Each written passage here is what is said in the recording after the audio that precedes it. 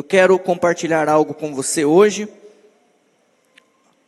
algo que durante a semana Deus falou muito comigo, e antes de compartilharmos a palavra, eu gostaria de ter mais um momento de oração. Glória a Deus.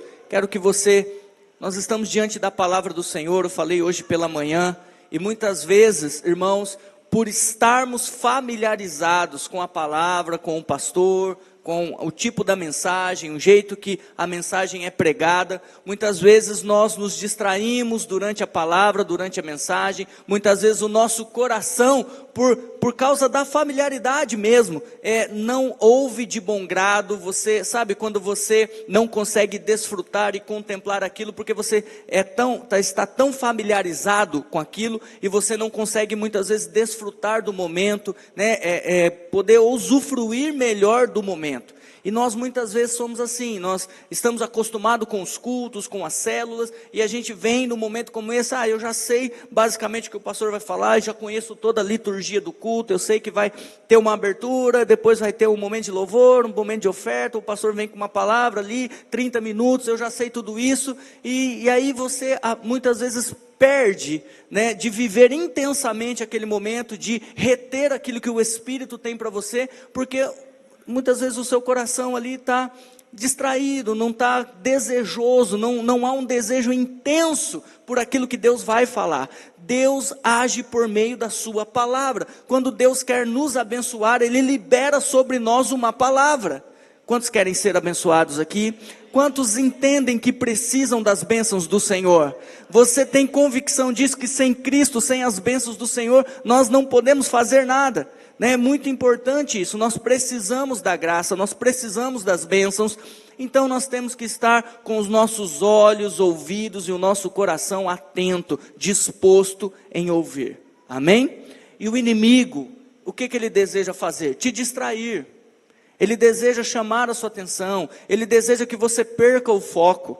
Então, nesse momento nós vamos orar, nós vamos repreender em nome de Jesus, todo o inimigo que quer roubar a semente que vai ser semeada agora, nós vamos declarar por terra, e nosso coração será um solo fértil, em nome de Jesus. Feche os seus olhos por mais um instante. Pai, nós te louvamos, bendizemos, estamos aqui, ó Deus, para celebrarmos a comunhão, a vida da igreja, o corpo. O Senhor nos escolheu como um povo para vivermos juntos, e nós queremos, ó Deus, a cada dia viver dessa forma, segundo a sua vontade. Nós oramos agora porque estamos diante da palavra do Senhor, e eu oro, ó Deus, para que essa palavra encontre lugar em nosso coração, que o Senhor leve cativo cada pensamento, ó Deus, a obediência de Cristo, que os nossos olhos, ouvidos espirituais estejam abertos, voltados para o Senhor agora, em nome de Jesus, que nós possamos, ó Deus, ser cheios do Teu Santo Espírito nesse momento, que a palavra viva, a palavra rema, seja liberada sobre as nossas vidas nessa noite.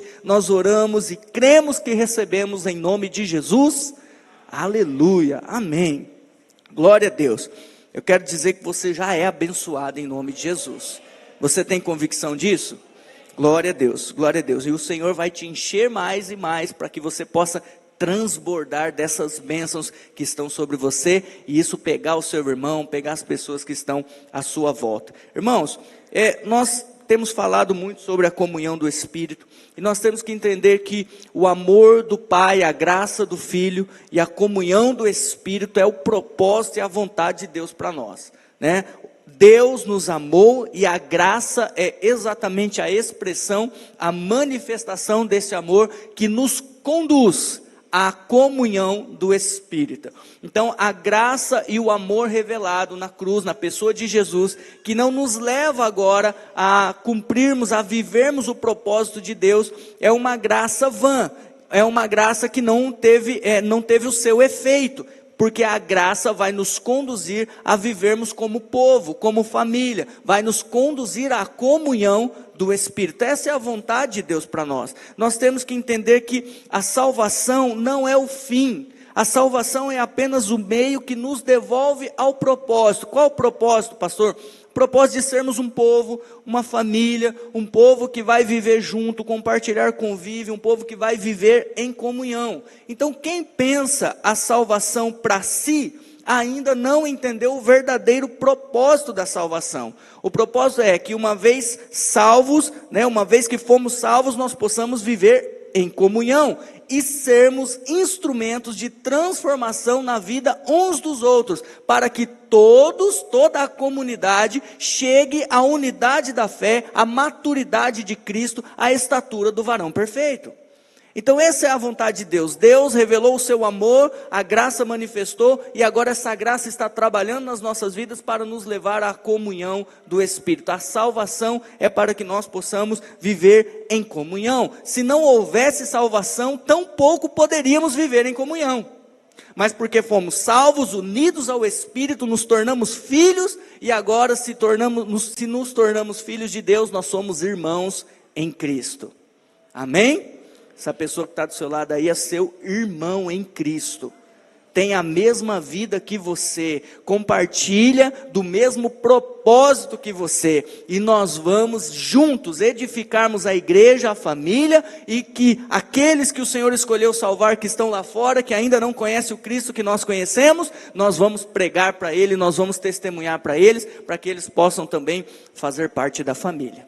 De repente você está aqui, e você é um desses que vai entender o propósito de sermos igreja neste tempo, neste lugar, nessa cidade. Nós estamos aqui para revelar a pessoa de Jesus, para que você possa conhecer o Pai, o Criador dos céus e da terra, aquele que entregou o seu único Filho, para que todo aquele que nele crê não pereça, mas tenha vida eterna. Ele era o unigênito que se tornou o primogênito, o primeiro dentre muitos irmãos, porque agora a família de Deus, ela está sobre toda a terra. Glória a Deus. São milhões, são bilhões de irmãos. Nossa família é grande, irmão. Pensa num povo grande. Somos nós, os cristãos. Nós temos uma grande família ao redor de toda a terra, e essa família está crescendo cada vez mais. E quando ela atingir a plenitude daquilo que o Senhor estabeleceu, Maranata, a hora vem, Senhor Jesus. O nosso Senhor Jesus voltará para buscar o seu povo e reinar sobre toda a terra. Glória a Deus. Você anseia pela volta do seu Senhor? Você espera a volta do seu Senhor? Nós cremos nisso e nós vivemos, e a maneira como vivemos é esperando pelo Senhor, vigilantes, sóbrios, é porque realmente nós cremos na volta de Jesus. Aleluia! E aí, nós temos que entender isso então, que essa questão da comunhão, esse propósito de vivermos juntos, é para que sejamos maduros, alcancemos a maturidade, sejamos aperfeiçoados. É o seu irmão que te aperfeiçoa, porque é o seu irmão que toca na sua ferida. É o seu irmão que expõe aquilo que não é de Deus em você. É seu irmão que muitas vezes vai te ofender. E na ofensa está o processo e a vontade do Espírito para te tratar. Eita glória! Glória a Deus pelas ofensas. Glória a Deus pela traição.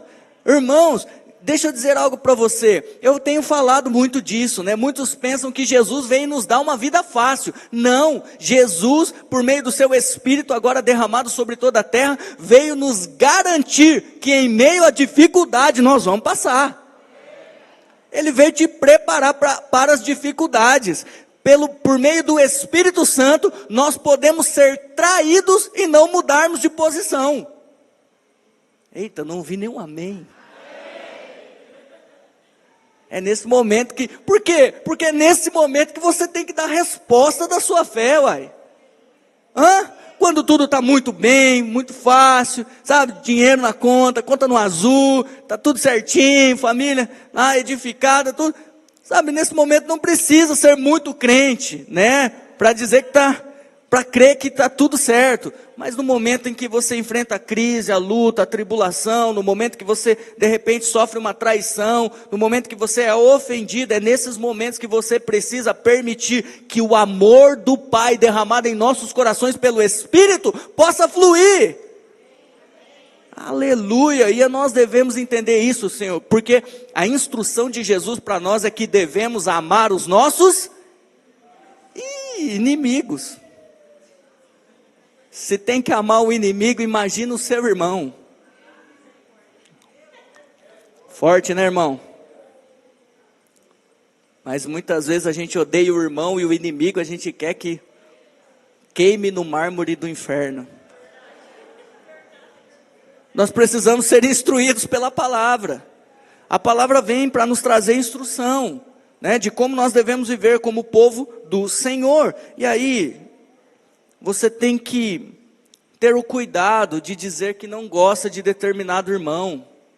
Você tem que ter o cuidado em dizer que você não consegue ter comunhão com determinada pessoa, né? Que você não consegue, porque na verdade você está dizendo que você é melhor que aquela pessoa, que você merece mais que aquela pessoa, e que aquela pessoa não merece a sua presença, porque de fato você é a última Coca-Cola do deserto.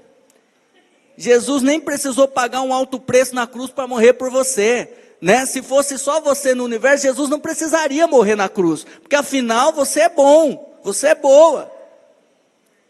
Essa não é a verdade, né? Então nós temos que tomar cuidado com isso. Nós temos que tomar cuidado em não permitir nós ficarmos ofendidos, não permitir que a ofensa encontre lugar no nosso coração. Jesus falou, é inevitável que venha os escândalos virão, as ofensas acontecerão. Por quê? Porque nós estamos num processo de transformação e de maturidade. Nós ainda falhamos. À medida que contemplamos a Cristo, à medida que conhecemos Cristo na palavra e nos relacionamos com Ele, o Senhor vai tirando de nós tudo que é da velha natureza. O Senhor vai nos limpando, o Senhor vai nos moldando, o Senhor vai nos transformando. Mas à medida que isso vai acontecendo, nós vamos vivendo esses processos e muitas vezes nós vamos ofender e ser ofendidos. Mas qual deve ser a nossa atitude diante de uma ofensa? É permanecermos ofendidos? Claro que não, porque aquele que se acha no direito de permanecer ofendido e cobra o ofensor da sua ofensa, é porque está dizendo, eu mereço algo melhor.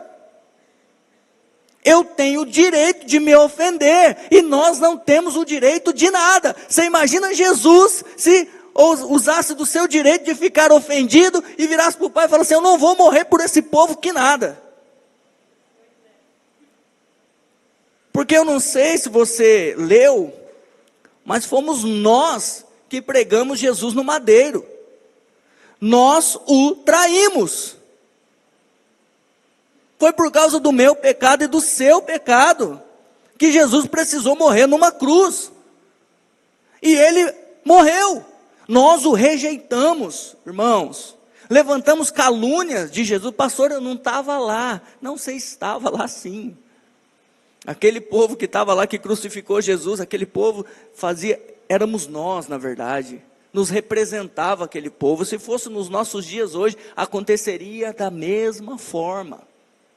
Da mesma forma. Então, nós não podemos permitir que a ofensa tome lugar no nosso coração, porque nós estamos dando um recado para Deus. Eu mereço coisa melhor. Você, na sua presunção, criou uma expectativa de que aquele irmão, o pastor, eu falo, né, sempre, eu sou a pessoa que mais vai te ofender. Por quê? Porque eu sou a pessoa em que você mais espera. Você olha para mim pregando aqui, você fala lá, o pastor, homem de Deus e tal. Daí você começa a caminhar comigo, você começa a ver minhas falhas, minhas fraquezas. Você começa a perceber, fala, isso não é tão homem de Deus assim não. Aí você, aquela expectativa que você tinha, você já vai se frustrando. Aí se o pastor vem com uma palavra dura para você, fala, quem que é o pastor para falar assim comigo? Por quê? Porque você criou uma expectativa de que eu vou te tratar como a florzinha de Jesus. Entende? De que eu vou ser a pessoa que vai suprir você em todas as suas necessidades, porque você criou um estereótipo, você tem uma percepção a meu respeito, e aquilo que te agrada, e você pensa que eu estou aqui para te agradar. Não estou. Estou aqui para cumprir a vontade de Deus, e vivermos em comunhão, mesmo que isso não te agrade. Nós devemos viver em comunhão. Aleluia. Não soltou nenhum fala, Deus. Porque é isso, irmãos. É esse o propósito de Deus. Sabe, nós não podemos ter a atitude do fariseu. Lembra do fariseu? Obrigado, Senhor, porque eu não sou como os demais homens e nem como esse publicano aqui, ó. Eu oro 3 vezes por dia, sabe, dou o dízimo de tudo, sabe?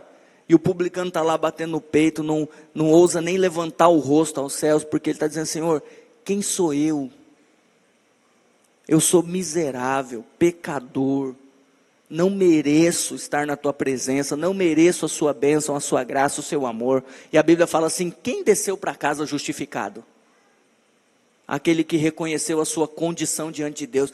Então, se é essa a nossa condição diante de Deus, nós temos que entender que nada é por merecimento, e que tudo é pela graça.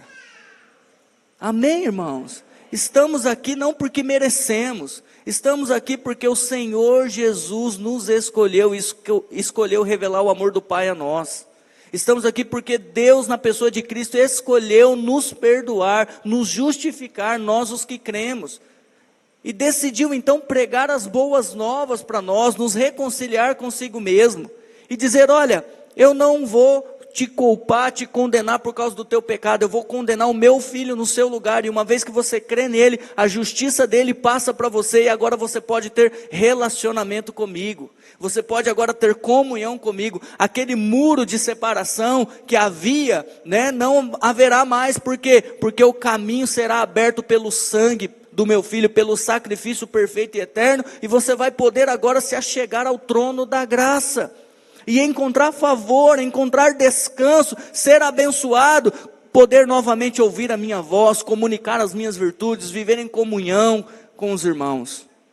E isso tudo é maravilhoso para nós, amém? Então nós temos que entender, é pela graça, as nossas relações, a nossa comunhão é pela graça, não é porque merecemos, sabe, não é. Eu falei domingo passado, se Jesus não for o centro da comunhão, do convívio, o que vai ser o centro será o nosso eu. E aí nós vamos nos relacionar uns com os outros a partir somente do interesse pessoal. Não vai ser uma relação saudável. Porque a partir do momento que eu entendo que você já não entrega o que eu estou buscando, que o meu interesse pela relação acabou, eu busco outra relação, eu deixo você de lado. Quantos entendem o que eu estou falando? Então nós precisamos entender isso. Eu quero que você abra comigo em Tito, capítulo 2, versículo 11.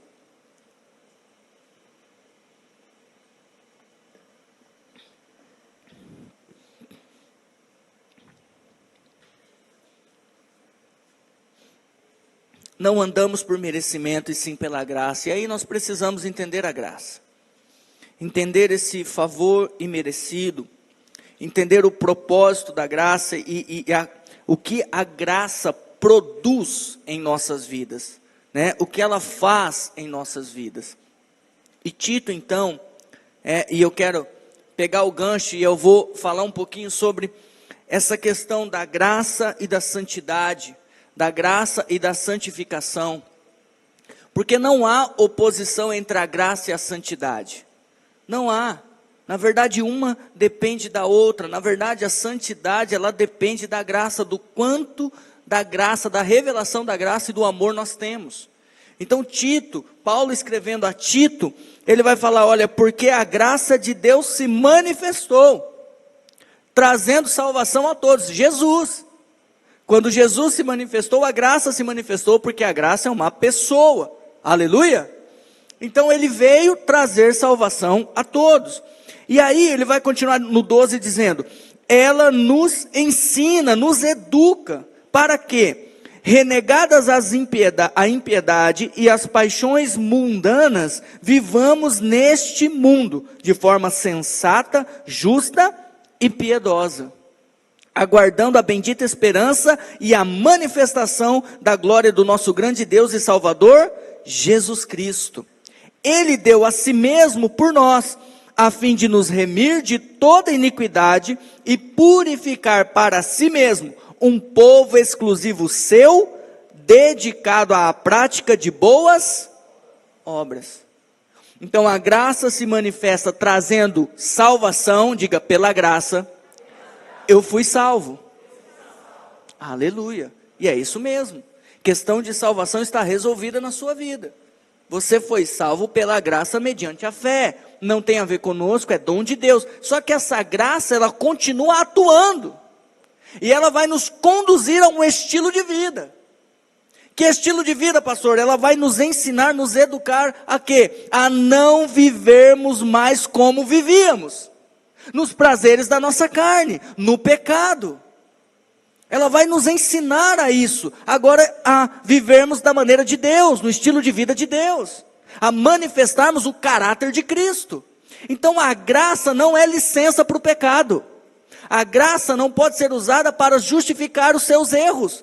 E você permanecer no mesmo estado que você tinha antes de Cristo.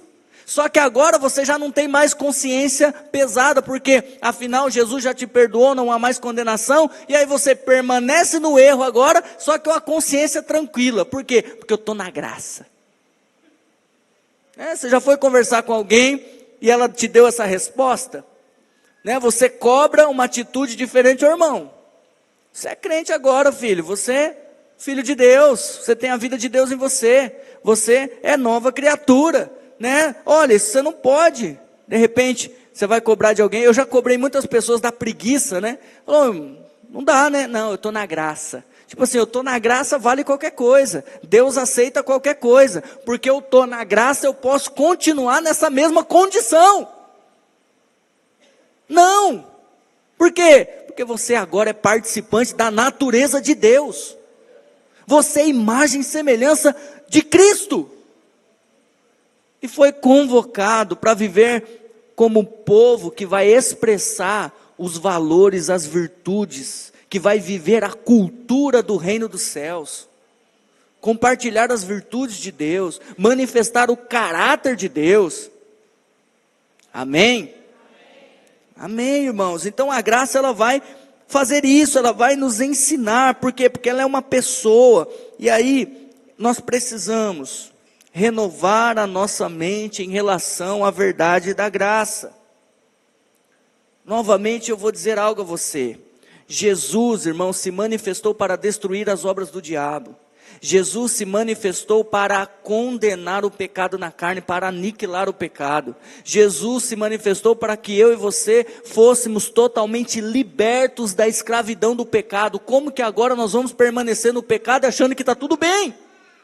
Não está. O pecado é excessivamente maligno.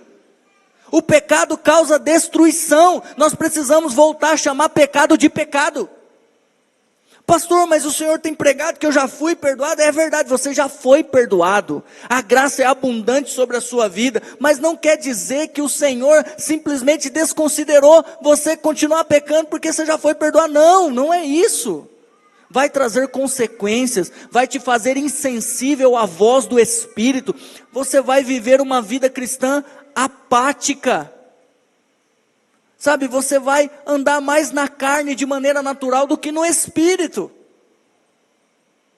E Deus não deseja que você continue vivendo a sua vida de maneira natural. E quando eu falo de ser espiritual e viver uma vida do Espírito, eu não estou falando de ser místico, de usar palavras espirituais, um crentez, eu não estou falando de nada disso. Nós não temos essas expressões no nosso meio. Você percebeu isso no meio nosso, da comunidade? Que nós damos bom dia, boa tarde, mas é uma graça e paz. Graça e paz é comum entre nós, porque nós já entendemos o propósito da graça e paz, o porquê da graça e paz. É porque a graça se manifestou na nossa vida, é que nós podemos ter paz com Deus e andar em descanso. E por isso que nós cumprimentamos com graça e paz. Mas isso aí é o que nós fazemos, a paz, graça e paz. Mas do contrário, nós vivemos de maneira comum, porque ser espiritual é ser governado pelo Espírito, não é ficar andando na rua, rodando e falando do jeito estranho. Nada contra os nossos irmãos que gostam disso e falam assim, é a maneira deles expressarem o Deus, o nosso Deus, Nada contra, mas nós não temos esse hábito em nosso meio, porque nós não vinculamos espiritualidade a isso. Amém? Espiritualidade não é o jeito que você se veste, apesar que temos que ter bom senso na vestimenta. Aleluia! Amém. Tem que ter bom senso na vestimenta. Por quê? Porque nós não podemos fazer os nossos irmãos pecarem. Nós temos que guardar a vida uns dos outros. Aleluia. Nós temos que tomar cuidado na fala, né? Enfim, tudo isso. Então a graça, ela vem com esse propósito. E aí nós precisamos renovar a nossa mente em relação à graça. Bom, se eu estou na graça, a Bíblia diz em Romanos 5,17, que a abundância da graça e o dom da justiça me faz reinar em vida. Me faz reinar sobre o pecado. Romanos 6,14 vai dizer, porque a graça nos livrou do domínio do pecado. Então, se eu estou na graça, se a graça tem se manifestado na minha vida, assim como o texto diz, que a graça se manifestou, e ela se manifestou a mim, a você, Jesus foi revelado a nós. Então, se eu estou debaixo dessa verdade, debaixo da graça do Senhor, eu vou viver de uma maneira íntegra. Amém? Eu vou viver a verdade dela, ela vai me libertar das coisas erradas, das coisas ilícitas, de lesar o meu irmão, de dar calote, vou pagar minhas contas em dia, vou honrar com a minha palavra, porque a minha palavra é a palavra de Cristo. Eita, você já parou para pensar nisso? A seriedade disso? E eu não estou falando tudo isso aqui para você, amanhã acordar e falar, no teu esforço próprio você querer mudar, você querer ser transformado, você deixar as coisas. Não é pelo esforço, é exatamente o resultado da vida e da graça. É o resultado de conhecermos o amor de Deus. É o resultado de termos um encontro com Cristo diariamente. E à medida que o contemplamos, a vida dele flui em nós. E essa vida agora nos livra, irmãos, de tudo que é da velha natureza, de tudo que é da carne. E nós passamos a viver para o Senhor. Então, não é consciência do pecado que vai te livrar do pecado, é consciência do amor de Deus, que em Cristo você já foi liberto do pecado e é uma nova criatura que vai te conduzir a um comportamento diferente para viver como um filho de Deus. Amém? Então, não estou dizendo aqui para você, a partir de agora, você começar a ser introspectivo e começar a olhar para você e para os seus erros e tentar se mudar. Não tente se mudar, porque você tentou a vida inteira e não conseguiu. Permita o Espírito Santo te mudar. Agora se renda a Ele, entregue o seu coração a Ele. Por quê? Porque Deus tem coisas grandiosas. Não tem como você viver em comunhão, irmão. Você imagina, nós vivendo em comunhão, e aí está ali um irmão, e esse irmão, ele não é transparente, ele não é sincero com você. E aí você não sabe se ele está falando a verdade, se ele está mentindo, e aí como que essa relação subsiste? Você chega uma hora que você para de acreditar no irmão, não é verdade? E aí o irmão às vezes está precisando de ajuda, e você fala, mas eu não vou ajudar nada, porque eu não sei quando é verdade, porque na verdade ele está tentando na relação, me dar o calote, o cano, ele está tentando usurpar ali, ele está tentando de alguma forma conseguir as coisas, mas ele quer conseguir as coisas e conseguir a ajuda da maneira errada, tentando me enganar. Eu estou falando por experiência própria, irmãos. E eu sou bom de ser enganado, eu caio na lábia, eu acredito em todo mundo. Esses tempos atrás eu falei uma coisa, numa live que eu estava, numa sala ao vivo. Depois que eu falei, cara, será que é verdade isso que eu falei? Ah, não, mas porque fulano de tal falou. E eu dou crédito a tudo que falam para mim. Se você chegar e falar alguma coisa para mim, eu vou acreditar em você. E eu sou bom de transmitir o que me falam. Se vem falar alguma coisa nova para mim, trazer um conhecimento novo, eu já logo começo a espalhar para o povo. Aí o povo fala assim, esses dias eu estava na sauna, mesma coisa, aí eu falei uma coisa, o cara falou, Roberto, você está doido? Não tem nada a ver isso que você está falando. Aí eu parei para pensar, eu falei, nossa, eu nem fui buscar se realmente é verdade que eu estou falando, estou espalhando fake news, meu Deus, me ajuda nisso, por quê? Porque eu dou crédito.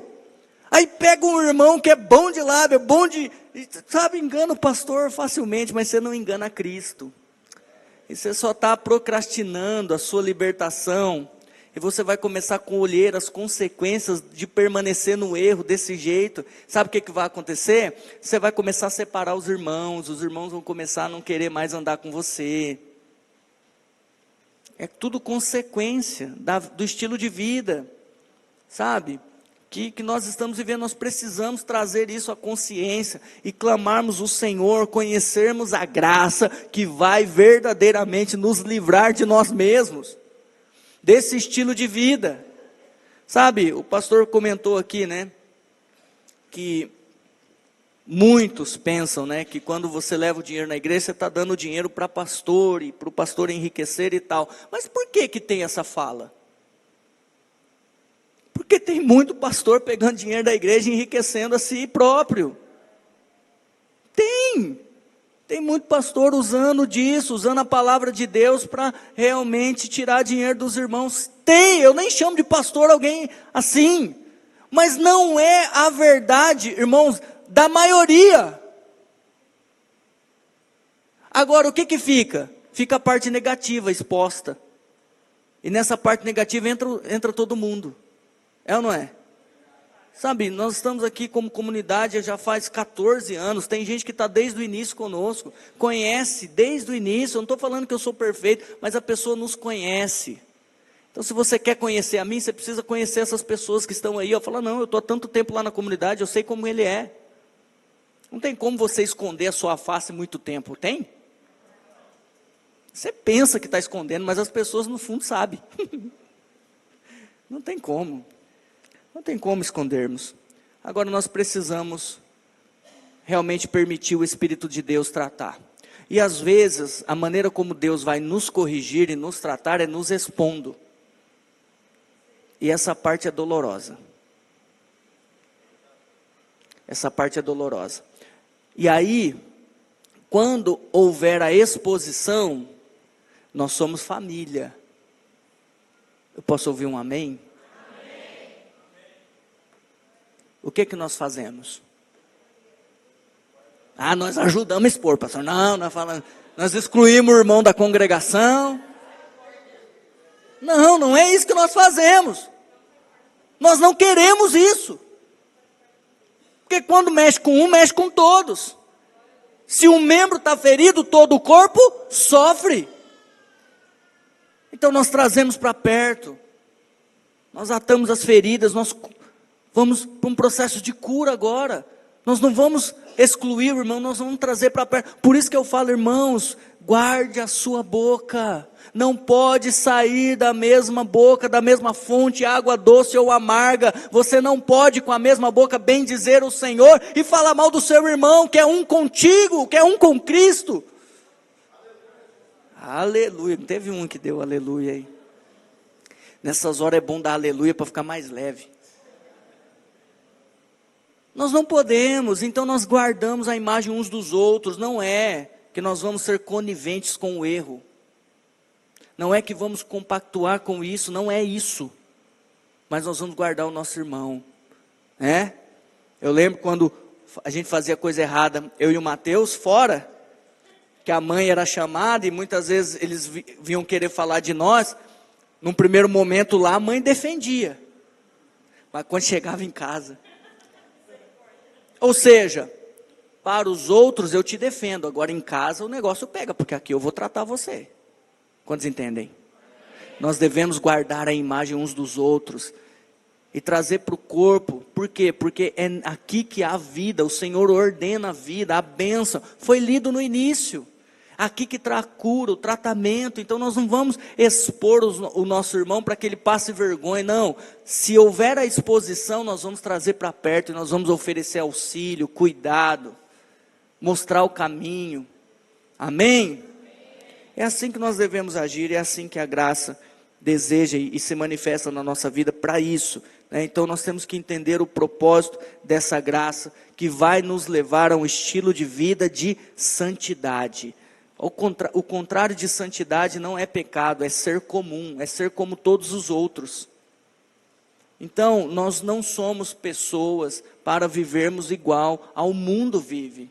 Ainda que estejamos no mundo, né, mas nós não podemos seguir o padrão, os valores do mundo. A Bíblia vai dizer em Romanos, não sede conformados com este século, mas transformai-vos pela renovação do vosso entendimento. Quantos entendem isso? Se coloque de pé em nome de Jesus.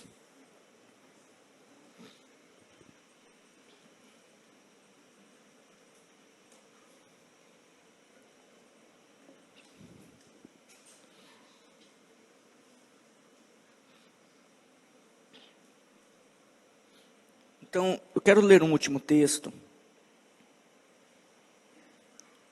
trazendo novamente ênfase para você, que o que você deve buscar para que você seja transformado, aperfeiçoado, para que o caráter de Cristo seja impresso e você possa cada vez mais ser uma expressão melhor do que Cristo é você buscar conhecer o amor de Deus. E quando eu falo de buscar conhecer o amor de Deus, nós temos que entender isso na relação, na vida uns dos outros, porque a comunhão do Espírito, ela produz isso. Nós conhecermos o amor de Cristo, e não só conhecermos o amor de Cristo, mas também entregarmos o amor de Cristo uns aos outros. Por quê? Porque quando nós nos sentimos amados, irmãos, é realmente que nós ganhamos poder para uma vida de obediência. Quanto mais amado você se sente, mais obediente você será. Porque olha o que diz 2 Coríntios capítulo 5, versículo 14 e 15. 2 Coríntios 5, versículos 14 e 15. Diz assim: porque o amor de Cristo, está aí? Tá. Porque o amor de Cristo nos constrange, julgando nós assim. Então o que o amor faz? Diga, constrange. Quantos aqui já foram constrangidos por algo? Você, mulher, você não estava esperando, seu marido de repente chegou com um presente para você. E você estava doida para brigar com ele. Aí naquela hora você foi constrangida pelo amor de Deus. Ao invés de brigar, você falou: meu amor, o que você quer comer? Vou preparar a janta para você. Ele nem pediu, mas você foi constrangida. Aleluia. Eu estou dando a ideia para os homens aí, mulheres. Eles são difíceis de aprender. O amor de Cristo nos constrange. E olha o que ele continua dizendo: que se um morreu por todos, logo todos, diga, eu morri com Cristo. Amém. Ele morreu por todos para que os que vivem não vivam mais mas para aquele que por eles morreu e ressuscitou. Nós não vivemos mais para nós. Nós vivemos por Cristo, pela causa de Cristo, pela vida de Cristo, pela igreja de Cristo. Agora, você só vai de fato viver assim quando você compreender o amor de Deus por você. E esse amor de Deus que excede todo o entendimento humano, não é algo que nós compreendemos com a mente, é algo que nós conhecemos e nos relacionamos e experimentamos como vida. Quando houver essa revelação do amor e da graça, você realmente não vai viver mais para você. Você realmente vai começar a viver em obediência. Por quê? Porque o pecado perde a atração quando nós encontramos com a pessoa da graça. Faz mais sentido. Você vai perceber que diante da situação, você fala: isso daqui não faz parte de mim mais, eu não vou viver isso mais. Eu não quero isso para a minha vida mais, porque isso não diz respeito a mim mais. Não é porque você é melhor que os outros, não tem nada a ver com isso. Não tem nada a ver com isso. Muito se falou do show da Madonna, eu vi alguns vídeos que me mandaram e tal. Sabe, a gente não consegue, diante daquilo, ficar em paz.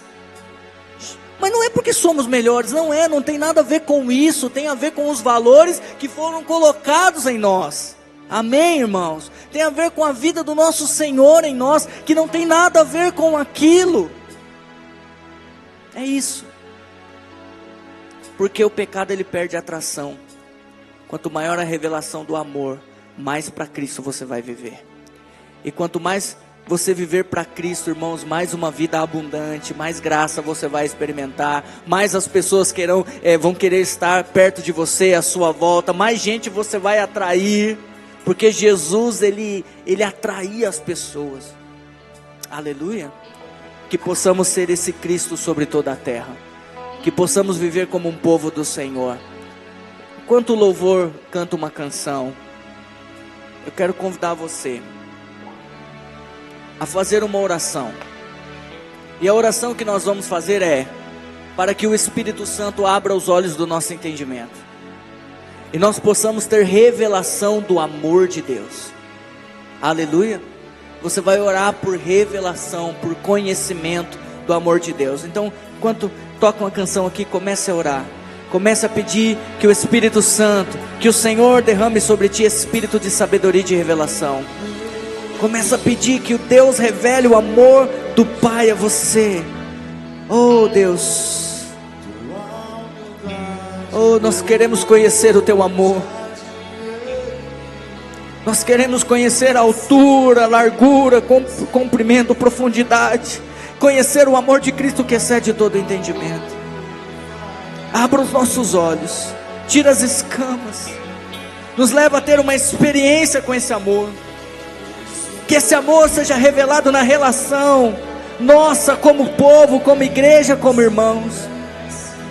Deus, em nome de Jesus, ore, clame, se renda a Ele, reconheça. Se de repente você tem vivido um estilo de vida que não agrada a Deus, e você é consciente disso, entregue ao Senhor agora. Peça para que a graça dele seja abundante, que Ele te livre, que Ele te dê sabedoria, que Ele conduza os seus passos.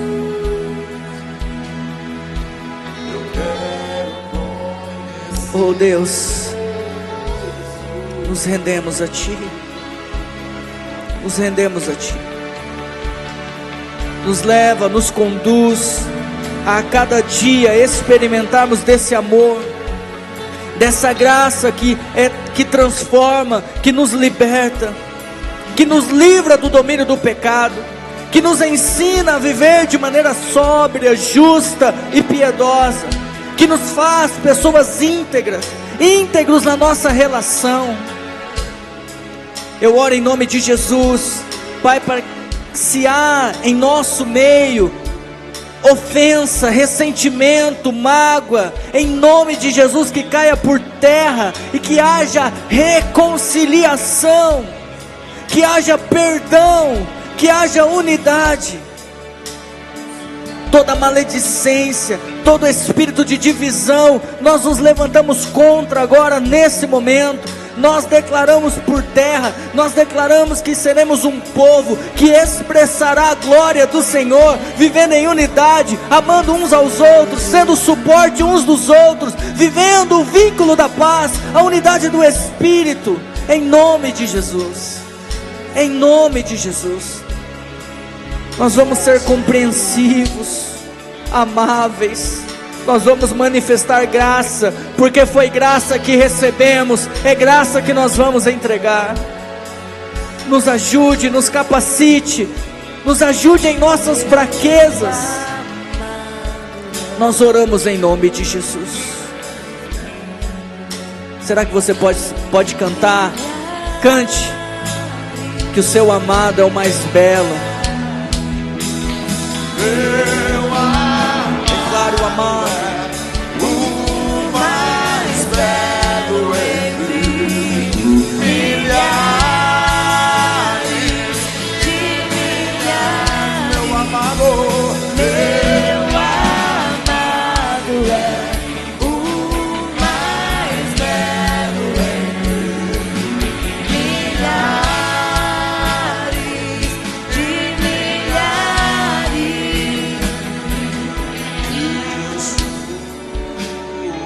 nós dizemos Yeshua, nós invocamos o seu nome sobre nós.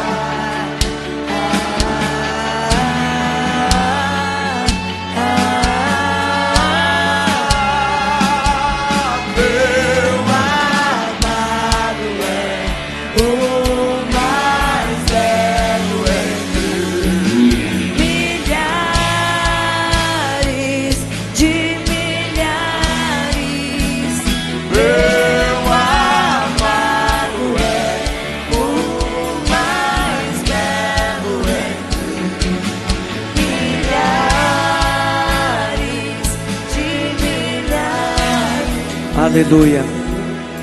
Que o grande amor de Deus o Pai, a paz que excede todo o entendimento, a paz do nosso Senhor Jesus, a graça do Senhor Jesus, a comunhão, a doce comunhão do Espírito, seja com a sua vida, com a sua família, com os seus irmãos, hoje e para todos sempre, em nome de Jesus.